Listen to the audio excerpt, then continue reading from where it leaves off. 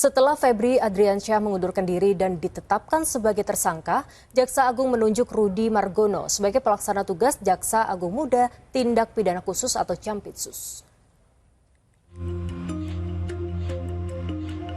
Perhatian kini banyak tertuju ke Gedung Bundar Kejaksaan Agung, kantor Jaksa Agung Muda Tindak Pidana Khusus atau Jampitsus.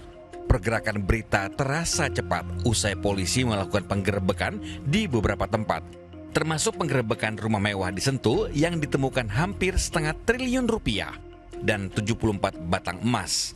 Rumah mewah itu diakui adalah milik Jampitsus Febri Adriansyah. Walau dalam konferensi pers Jumat pagi, Febri Adriansyah masih menyatakan aktif sebagai Jampitsus, tetapi Sabtu pagi, Kapus Penkum Kejaksaan Agung menyatakan Febri mengundurkan diri sebagai Jampitsus. Bapak Jaksa Agung telah menerima pengunduran diri Bapak Febri Adriansyah dari jabatannya sebagai Jaksa Agung Muda Tindak Pidana Khusus. Keputusan tersebut merupakan bentuk komitmen untuk menjaga integritas, objektivitas, dan netralitas proses penegakan hukum seiring adanya proses hukum yang sedang dilakukan oleh penyidik Kepolisian Negara Republik Indonesia. Selanjutnya, Jaksa Agung Republik Indonesia ST Burhanuddin menunjuk Rudy Margono yang saat ini menjabat sebagai Jaksa Agung Muda Pengawasan sebagai PLT Jampitsus. Menindaklanjuti telah diterimanya pengunduran diri Bapak Febri Adriansyah dari jabatan Jaksa Agung Muda Tindak Pidana Khusus.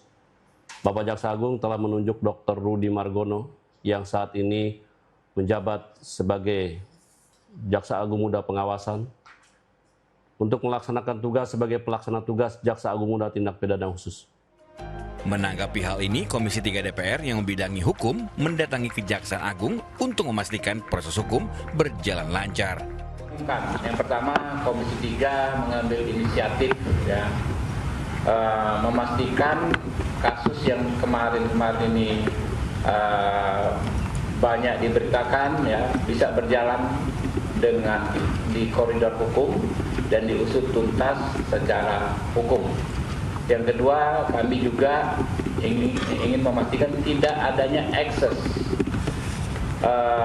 gesekan atau friksi antar institusi terkait penanganan kasus ini, karena bagaimanapun ini adalah kasus terkait dengan oknum, dengan orang, dengan individu, bukan dengan institusi.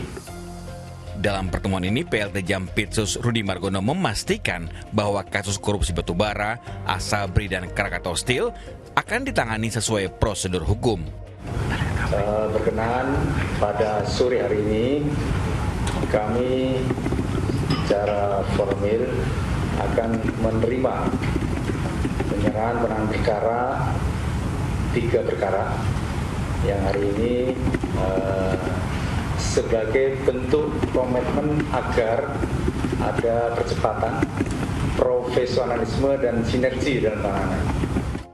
Ya, sinergi kejaksaan, polisi, TNI, dan semua aparat penegak hukum dinantikan masyarakat agar kasus korupsi ratusan miliar yang melukai hati masyarakat dapat diusut tuntas dan transparan.